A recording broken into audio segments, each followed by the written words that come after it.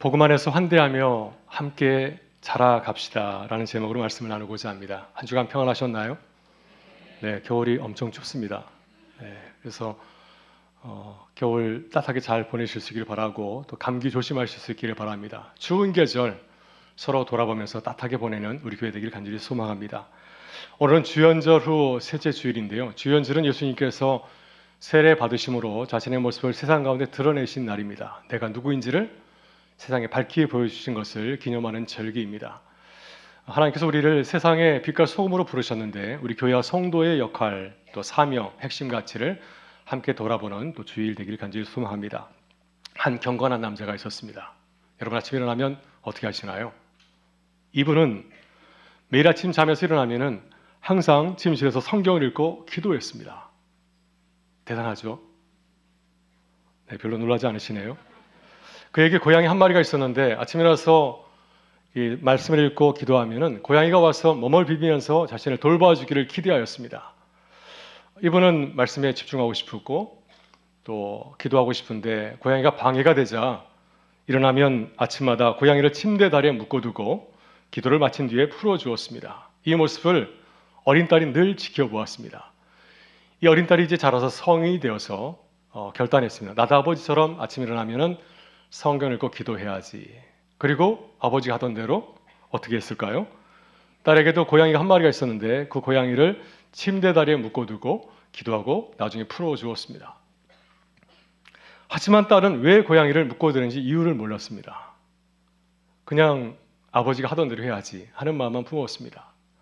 사실 그 고양이는 전혀 그런 문제를 일으키지 않는 고양이였습니다.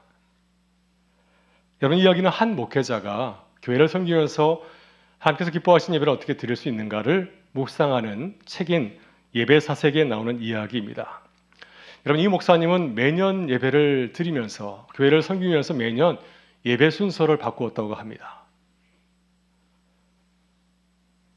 의도적으로 예배 순서를 꼭 하나씩 바꾸었다고 합니다.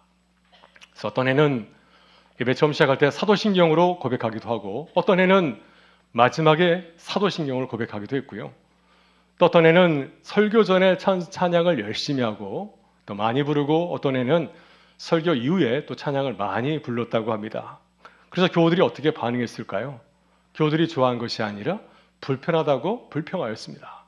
근데 바로 그 불편함이 이 목사님이 예배 순서를 바꾸고 새로운 형식으로 예배를 드리기 원하셨던 이유였습니다. 왜냐하면 우리에게 너무 익숙해진 예배는 어떤가요? 너무 익숙해진 예배는 참 편하고 좋을지 모르겠지만은 그 예배가 우리가 하여금 예배 의미를 못지않게 하고 또 그리고 습관적으로 예배를 드릴 수 있도록 만들기 때문입니다. 그래서 이 목사님은 마치 그 딸이 아무런 생각 없이 아버지가 하던 대로 고양이를 침대에 묶었던 것처럼 그렇게 예배하지 않도록 하기 위해서 습관적으로 아무 생각 없이 예배드리지 않기를 바라는 마음에서 예배 순서를 조금씩 바꾸어서 교우들을 불편하게 한 것이었습니다. 올해 우리 교회도 예배에 새로운 변화를 시도하고 있습니다. 이제 다음 주죠. 2월 첫 주부터 예배 형식에 몇 가지 변화가 있습니다. 큰 변화는 아니지만 또 생각하기에 따라서는 큰 변화일 수도 있습니다. 주일 1, 2부는 기존처럼 전통적인 예절을 따라서 예배를 드리고 주일 3부 예배는 찬양 중심 예배를 드리려고 합니다. 수요 기도회는 명칭을 바꾸어서 수요 말씀 집회로 드리려고 합니다. 그래서 우리가 지금까지 수요 기도회는 공동 기도를 함께 하였지만은 개인 기도로 돌리고 수요일에는 말씀을 중심으로 듣는 예배를 드리고자 하고요. 더불어 정교인 금요 기도회는 매달 마지막 제주 금요일 오후 저녁 8시에 함께 모여서 찬양, 말씀, 기도로 이어지는 기도회를 새롭게 시작하려고 하고 있습니다.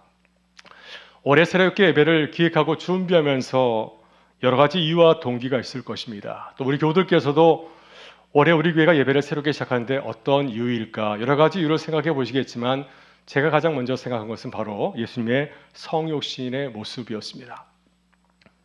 예배를 준비하면서 예수님을 생각해 보았습니다. 예수님이라고 한다면 어떻게 예배를 드리실까? 예수님께서는 우리에게 참 좋은 모습을 보여줬습니다. 파격적인 모습을 보여줬습니다. 예수님은 하나님의 인과 본체이시지만은 우리를 만나시려고 어떻게 하셨죠? 자신의 입장을 고집하지 않으셨습니다. 우리의 수준에 맞추셨습니다. 사람의 몸을 입고 낮고 연약한 우리의 모습으로 우리에게 오시지 않았습니까? 우리를 위해서 낮아진 그 성육신의 모습 가운데서 우리는 무엇을 깨달았나요? 하나님을 만나게 되었고요. 하나님의 사랑을 알게 되었고 그분이 우리의 삶의 주인이심을 믿고 고백하는 그러한 은혜를 경험하게 되지 않았습니까? 이처럼 주일 3부 예배를 특별히 모든 예배를 새롭게 하려고 하는 중요한 이유는 주님께서 우리에게 오신 것처럼 우리 교회도 우리 모든 성도들이 예수님처럼 예배하기 위해서입니다. 그래야 하나님께서 기뻐하시고 또 이 자리가 우리만의 예배가 아니라 우리 다음 세대를 참여할 수 있고 아직 주님을 모르는 이웃 주민들도 이곳에 찾아와서 함께 기쁘게 예배 드릴 수 있기 때문이죠. 그래서 우리는 우리에게 익숙한 예배, 참 좋은 예배고 편한 예배이지만 이 예배를 고집하기보다는 다음 세대들 우리 젊은이들이 쉽게 찾아올 수 있는 함께 예배할 수 있는 예배의 공간과 분위기를 마련하고자 합니다. 우리 사회와 지역이 빠르게 변하고 있습니다. 그래서 우리 교회는 이러한 변화에 대해서 외면하는 것이 아니라 우리 교회도 새로워지기를 원합니다. 그래서 특별히 예배의 변화를 통해서 교회를 다시 세우고 우리 모두가 다시 한번 온전한 예배자로 또 참된 예배 공동체를 함께 세워가는 기쁨을 누리고 나눌 수 있기를 바랍니다. 이를 위해서 올해 우리 교회는 새로운 교회 비전과 사명 그리고 핵심 가치를 세웠습니다. 우리 교회의 비전이 무엇인가요? 우리 교회의 새로운 비전은 은혜의 빛을 비추는 교회이고요. 이것을 좀 더 길게 말씀드리면 가까운 이웃에서 온 누리에 이르기까지 은혜의 빛을 비추는 교회가 우리가 함께 세운 교회 비전입니다.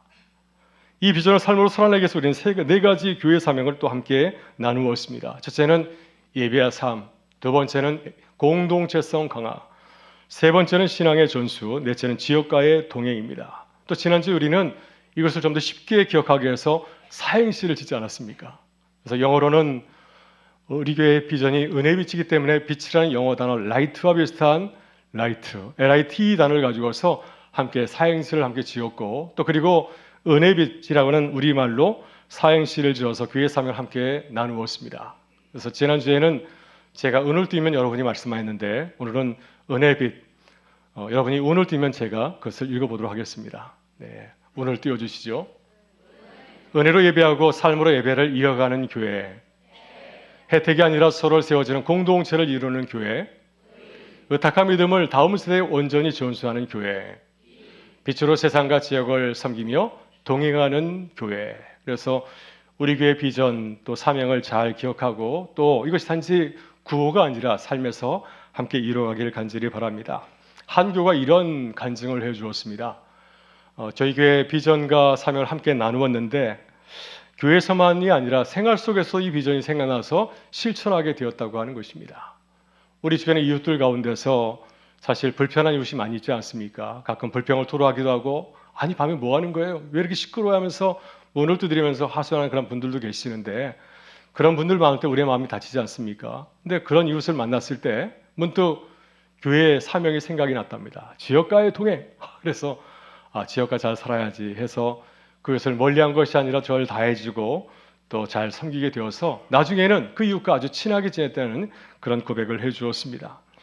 간증을 듣고 제 마음이 참 기뻤습니다. 여러분 그렇습니다. 우리가 교회 비전과 사명을 교회에서만 외치는 구호가 아니라 우리 삶의 현장에서 기억하고 나누면 참 좋겠습니다. 그래서 교회에서뿐만 아니라 우리 삶의 현장에서 예수님을 닮아가는 교회와 성도가 될 수 있기를 주의 이름으로 축원합니다.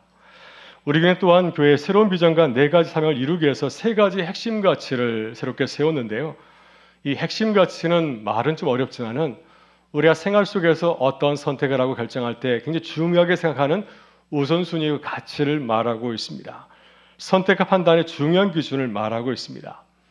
지난 송구영신 예배 때 제가 미국에 있는 세트벨 교회의 이야기를 잠깐 들려주었습니다. 이 세트벨 교회는 특별히 교직원들이 12가지의 계명을 가지고 있는데 그 중에 한 가지가 바로 6계명인 단순함이라고 하였습니다. 많은 사역이 있지만 그 가운데서도 하나라도 잘하자 하는 것이 바로 이 단순함의 계명인데요.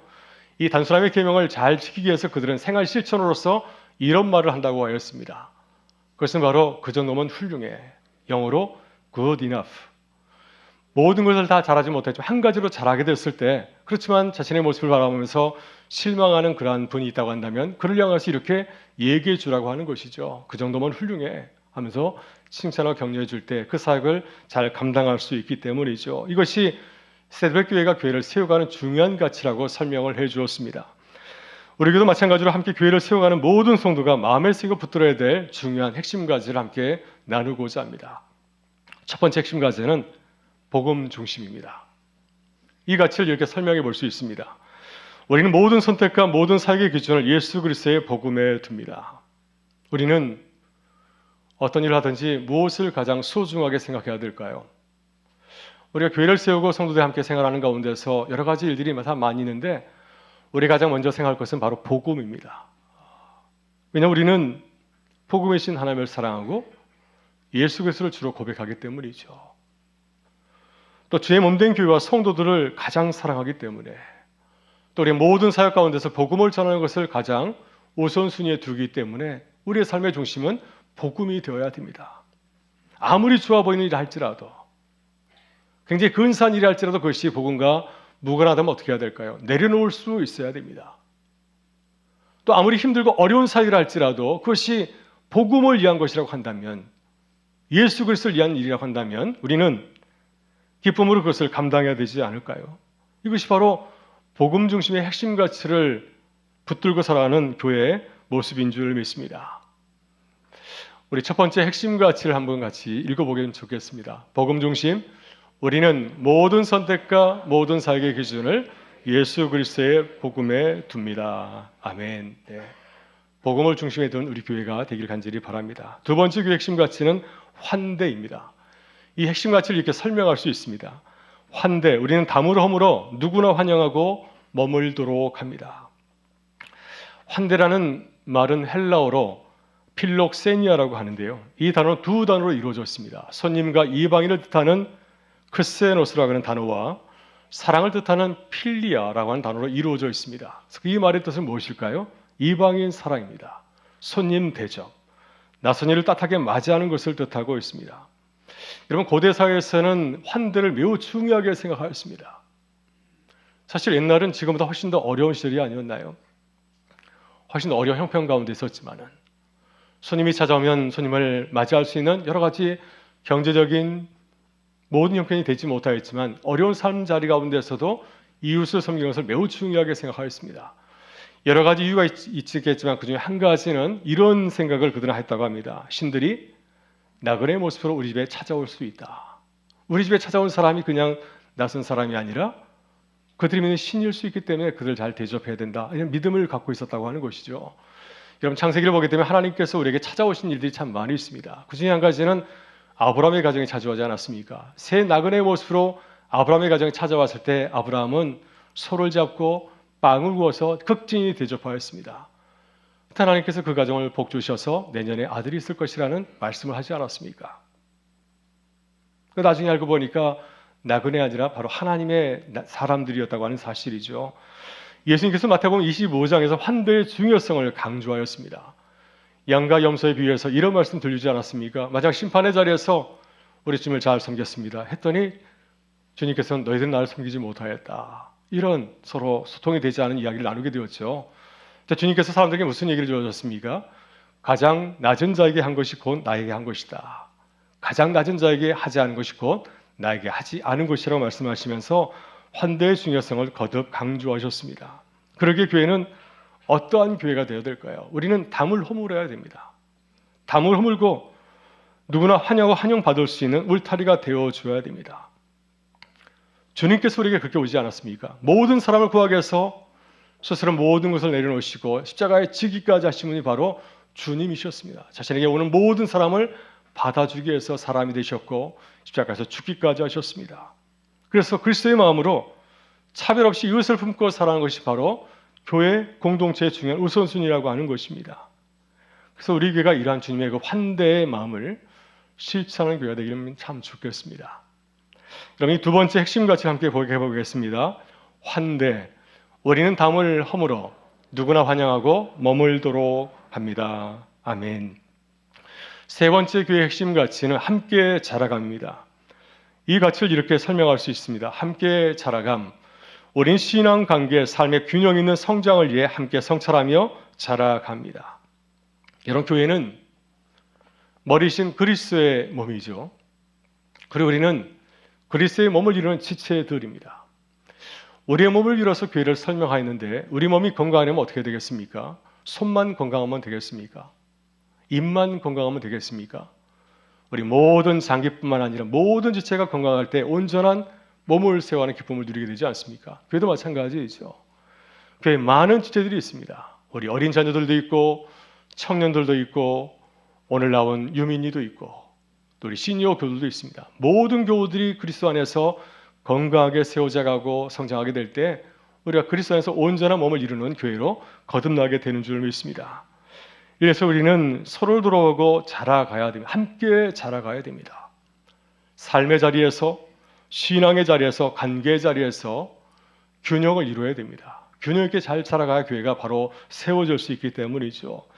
특별히 우리는 함께 자라는 과정에서 누구를 먼저 신경 써야 될까요? 건강한 사람을 먼저 신경 써야 되겠습니까?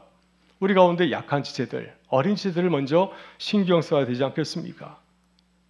그래서 서로를 돌아봐야 됩니다. 나만 생각하는 것이 아니라 서로 돌아보면서 함께 세워져 가게 될 때 우리가 그리스도 안에서 아름다운 그리스도의 몸을 이루는 건강한 교회로 세워져가는 기쁨을 누리게 되는 줄 믿습니다. 그래서 이 세 번째 핵심 가치 함께 고백해 보겠습니다. 함께 자라감, 우리는 신앙, 관계, 삶의 균형 있는 성장을 위해 함께 성찰하며 자라갑니다. 아멘. 새 핵심 가치를 묵상하며 이런 생각을 해보았습니다. 어떻게 하면 우리 교우들이, 저를 포함해서 우리 모든 교우들이 이 세 가지 핵심 가치를 잘 기억할 수 있을까 하는 생각을 했는데요.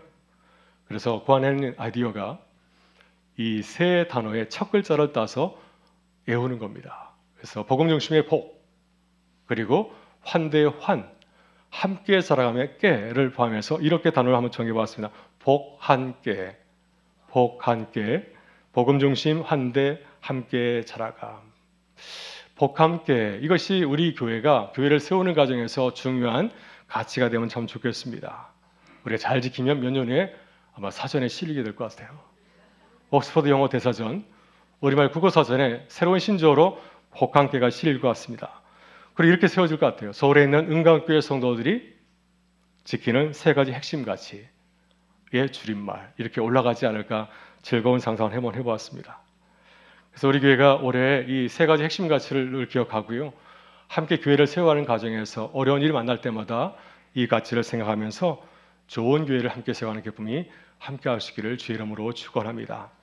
오늘 본문은 사도행전 6장에 나오는 초대교회 이야기입니다. 한 사건을 기록하고 있는데 이 사건은 단순한 사건이 아니라 교회가 이 길을 맞이했을 때 교회의 중심적인 가치를 붙들고 고민하면서 그 문제를 해결한 좋은 사례를 소개해 주고 있습니다. 그래서 우리는 이 사건을 통해서 우리가 우리 교회를 바라보면서 어떻게 교회를 세워갈 것인지 좋은 지혜를 얻을 수 있다고 생각이 듭니다. 오순절 성령 감리 사건 이후에 교회는 크게 부흥하고 성장하였습니다. 제자 수가 많이 늘어나게 되었습니다. 급격한 성장하는 과정 가운데서 어려운 문제가 발생하게 되었습니다. 오늘 본문을 보게 되면은 많은 교우들 가운데서 특별히 헬라파 유대인 가부들이 매일의 구제에서 구제를 받지 못하였습니다. 소외된 사건이 벌어지게 된 것이죠. 헬라파 가부들은 어떤 사람들이었을까요? 헬라파 유대인들은 어떤 사람들이었습니까? 당시 교회는 크게 두 부류의 성도들이 있었습니다. 히브리파 유대인 성도들이 있었고 또 헬라파 유대인 성도들이 있었습니다. 헬라파 유대인 성도들은 본래 팔레스틴 땅에 살지 아니하고 다른 지역에 살고 있다가 나중에 고향인 예루살렘에 돌아온 사람들이었습니다. 그들은 언어와 문화가 히브리파 유대인들과는 전혀 달랐습니다. 언어도 헬라어로 사용하였고 또 문화도 마찬가지로 헬라권의 문화를 갖고 있는 사람들이었죠. 그래서 그들은 교회에 들어오게 되었을 때 그들이 중심적인 리더 역할을 감당한 것이 아니라 주변부에 머물게 되었습니다. 왜냐하면 처음 교회를 세웠던 분들은 누구였습니까? 히브리파 유대인 성도들이었기 때문이죠. 이러다 보니까 자연스럽게 헬라파 유대, 헬라어를 구사하는 유대인 성도들은 히브리파 유대인들과 소통이 잘 되지 못하였고 서로 관계를 잘 맺지 못하는 가운데 있었습니다. 그런 가운데서 구제를 받지 못하는 문제가 생기게 된 것이죠. 그렇다면 이것은 단순히 행정적인 실수가 아니라 교회 공동체 구조와 관계의 문제로 인해서 벌어진 일이었습니다. 이때 사도들은 이런 문제가 발생했을 때 이 문제를 가볍게 여기지 않았습니다. 단순히 어려움을 호소하는 가부들에게 구제를 도주면 되는 거 아니겠습니까?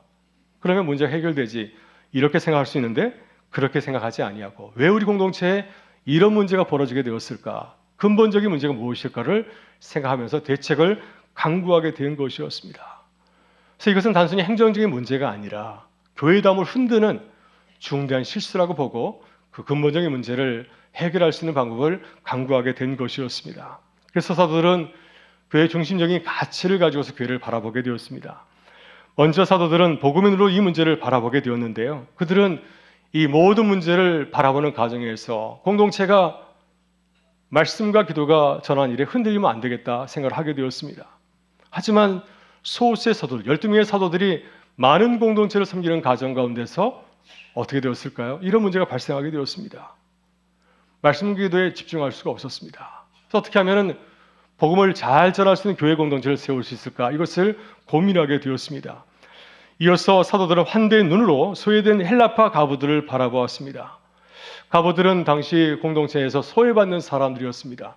구제도 제대로 받지 못하는 그런 열악한 상황 가운데 놓여 있어서 어떻게 이들이 교회 안에서 존중받고 또한 대접을 잘 받을 수 있을까 하는 것을 생각하게 되었고 또 이러한 것을 극복할 수 있는 이 시스템의 변화가 필요하다고 생각하였습니다. 무엇보다도 히브리파 유대인 리더들은 잘 알지 못하는 헬라파 유대인 가부들을 잘 섬길 수 있는 그들을 잘 알고 그들과 소통할 수 있고 그들의 형편을 잘 알 수 있는 적합한 율법을 세우는 것이 매우 중요하다고 생각하였습니다. 마지막으로 사도들은 함께 자라남의 관점에서 교회 전체를 바라보았습니다. 그래서 사도들이 모든 것을 함께 도맡아서 하는 것이 아니라 사도들의 역할을 분담하고 집사와 책임을 나누어서 공동체를 섬길 수 있도록 하였습니다. 그래서 집사와 또 사도들이 함께 일을 나누고 성도들이 참여하게 될 때 함께 성장하는 공동체를 세워가는 기쁨을 누리게 된 것이죠. 이를 위해서 교회는 어떤 일을 하게 되었습니까? 7 집사를 세우지 않았습니까? 7 집사를 세워서 사도들과 함께 사역하게 되었어요. 교회는 이제 말씀과 기도도 잘할 수 있게 되었고 또 봉사와 기도도 잘 감당할 수 있게 되었습니다. 핵심 가치를 교회가 붙들고 나갔기 때문에 교회는 교회다움을 다시 회복하게 되었습니다. 그 결과 교회는 어떻게 되었을까요? 교회는 안정되었고 다시 부흥하고 성장하게 되었습니다. 여러분 7절 말씀은 이 아름다운 교회의 모습을 회복한 초대교회의 모습을 이렇게 증거하고 있는데 우리 7절 말씀을 같이 한번 읽어보겠습니다. 하나님의 말씀이 점점 왕성하여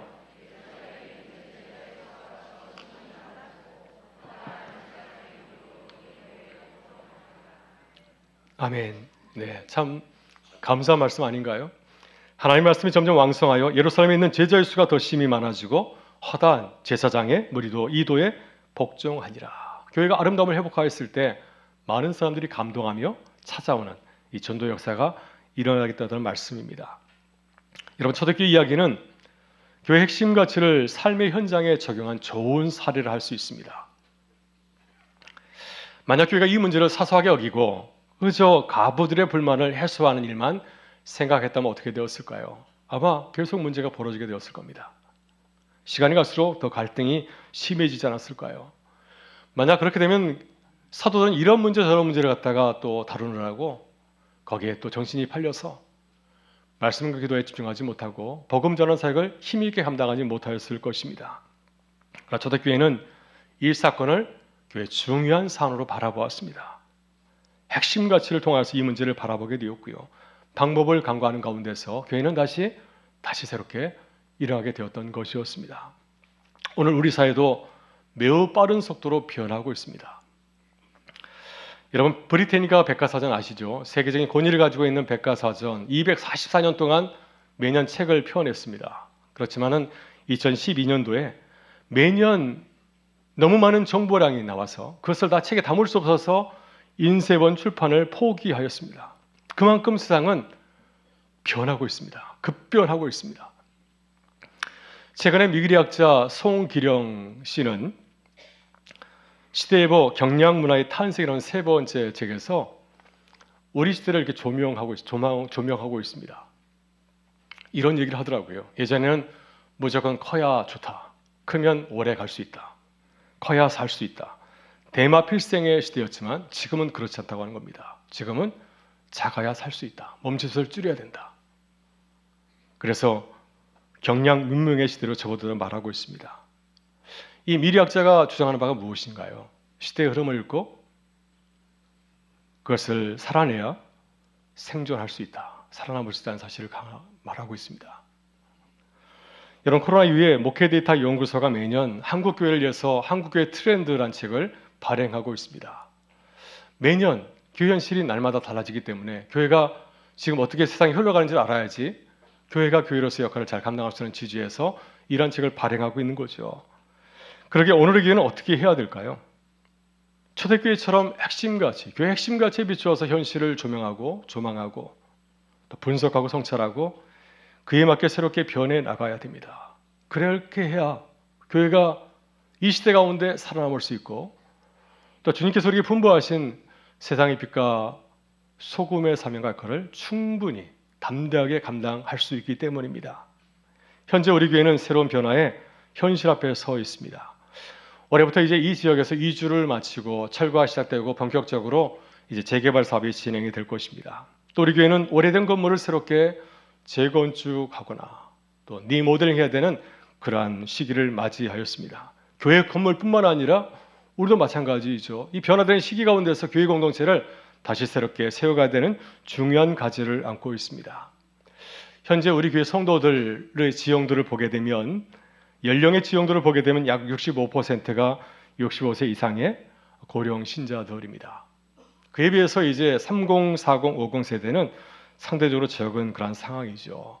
교회 허리 세대가 국가도 마찬가지지만 공동체도 마찬가지로 이 허리 세대가 굉장히 중요하지 않습니까? 그래서 교회는 이 중간 세대인 이 허리 세대를 건강하게 세운 일에 우리 관심을 가지고 또 총력을 기울여야 됩니다. 이 시대가 건강하게 해야지, 건강해야 우리 다음 세대인 교회 학교도 건강하게 세워질 수 있고 또 우리 작년 세대인 이 60, 70, 80, 90 세대도 30, 40, 50 세대와 함께 균형 있는 공동체를 세워가는 기쁨을 누릴 수 있기 때문입니다. 이런 공동체의 그런 관점에서 또 변화의 관점에서 우리에게는 주일 3부 예배를 새롭게 찬양 중심 예배로 드리고자 합니다. 3부 예배뿐만 아니라 모든 예배를 새롭게 드리려고 준비하고 기도하는 가운데 있습니다. 이것은 우리 교회의 의지의 표현입니다. 변한 세상 가운데서 우리 교회가 변하겠습니다. 이것을 보여주는 겁니다. 하나님께 선언하고 세상 가운데 우리 교회는 새로운 변화에 맞춰서 새롭게 거듭나는 교회가 되겠습니다 하는 것을 보여주는 영적인 사인이라 볼 수가 있습니다. 우리 교회는 젊은 세대를 세우고 교회 미래를 함께 준비하겠습니다. 우리만 예배드린 것이 아니라 우리 다음 세대와 아주 주님을 믿지 못하는 많은 청년도 찾아와서 예배드릴 수 있는 그러한 공간을 함께 세워가겠습니다 하는 뜻을 담아서 예배를 준비하는 것이죠. 만약 우리가 철저하게 변하지 않는다 한다면 어떻게 될까요? 다음 세대는 점점 더 교회를 멀리하고 사라질 수 있기 때문입니다. 우리 다음 세대들, 우리 자녀들이 우리 교회를 찾지 않을 수가 있습니다. 지금은 그 변화를 감지하지 못하지만 어쩌면 그것이 시간이 빠르게 지나는 것처럼 그것이 현실이 곧 될 수도 있기 때문이죠. 2월부터 시작하는 새로운 예배를 앞두고 기대와 설렘을 가지신 분도 계시지만은 또 한편으로는 걱정과 우려를 하시는 교우들도 있는 것을 잘 알고 있습니다. 이를 위해서 교회는 특별히 3부 예배를 위해서 기본적인 방향과 원칙을 한번 정해 보았습니다. 3부 예배는 함께 찬양 주심 예배를 세워가려고 하고요. 다음 주부터 그 변화가 시작이 될 것입니다. 그리고 올해 안에 이러한 잘 세워진 찬양 주심 예배를 정착시키려고 나아가려고 기도하는 가운데 있습니다. 이를 위해서 한 가지 우리 교우들에게 부탁하고 싶은 것은 함께 하면 참 좋겠습니다. 우리 교우들께서 어떻게 준비하나 이렇게 간망하는 것이 아니라 어떻게 우리가 도울 수 있을까 하는 마음을 가져주면 좋겠고요. 특별히 3부 예배 찬양 디자인팀을 구성하려고 합니다. 믿음 공동체, 갈릴리 찬양대 호사나 찬양팀, 예배 찬양과 함께 모여서 예배를 기획하고 또 함께 3부 예배를 세워가는 그러한 팀이 될 수 있기를 간절히 바랍니다. 우리가 지향하는 찬양 중심 예배는 어떤 예배일까요? 찬양을 많이 하는 예배인가요? 찬양 중심 예배는 우리 모두가 적극적으로 참여하는 예배를 뜻하고 있습니다. 회중이 중심되는 예배, 그리고 모든 사람이 예배자가 되어서 함께 나가는 예배, 이것이 주님께서 우리에게 바라시는 진정한 예배 모습이 아니겠습니까? 그래서 우리가 이 새로운 예배를 통해서 예배에 참여하는 예배자가 되길 간절히 바라고요. 우리 모든 교우들이 함께 교역자와 찬양팀과 몇몇 사람들이 운영하는 것이 아니라 온 교들이 함께 예배를 세워가는 예배 공동체가 될 수 있기를 간절히 소망합니다. 오늘 우리는 초대교회가 보여준 건강한 변화의 모습을 함께 살펴보았습니다. 차도들은 겨우 어려움이 생겼을 때, 변화를 직감하게 됐을 때 주저하지 않았습니다. 적극적으로 참여하지 않았습니까? 함께 하게 될 때 건강한 공동체를 세워갔던 것처럼 우리도 사도들의 모습, 초대교회의 모습을 본받아서 함께 예배를 세워가는 우리 공동체들을 간절히 소망합니다. 저는 본문을 읽으면서 초대교회 사도들과 일곱 집사들, 성도들이 저에게 격려하는 것 같습니다. 우리도 처음에 무척 어려웠습니다. 하지만 교회 본질을 생각하면서 교회를 세워가게 될 때 보다 건강한 교회로 세워지게 되었습니다. 은강교회도 새해를 맞이해서 이 가치를 붙들고 기도하게 될 때 하나님께서 예배를 통해서 큰 기쁨과 은혜를 누리게 될 줄 믿습니다. 그러니 힘내십시오 하는 메시지를 우리에게 전해주는 것 같습니다. 사랑하는 교회 여러분, 함께 기도하고 또 기대하실 수 있기를 바랍니다. 하나님께서 우리와 함께 하십니다. 하나님께서 우리를 도우십니다. 주님이 기뻐하신 예배를 사모하며 기도하게 될 때 하나님께서 우리에게 온전한 예배 기쁨을 함께 누리고 나누게 하실 줄 믿습니다. 그래서 우리가 어떻게 하면 새로운 예배를 어떻게 참여할 수 있을까? 어떻게 예배자로 설 수 있을까? 이렇게 기도하시고 결단하시고 참여해주시면 감사드리겠고요. 더 나아가서 우리가 받은 놀라운 은혜가 있지 않습니까? 이 놀라운 은혜를 어떻게 하면 우리 다음 세대들, 아직 주님을 알지 못하는 많은 청년들에게 어떻게 전할 수 있을까? 기도하며 나가게 될 때 하나님께서 이 예배의 공간이 함께 예배 드려지는 온전한 예배를 드리는 기쁨을 누리는 공동체로 거듭나게 하실 줄 믿습니다. 이 믿음을 가지고 함께 달려가는, 함께 나아가는 우리 교회와 성도 되실 수 있기를 주의 이름으로 축원합니다.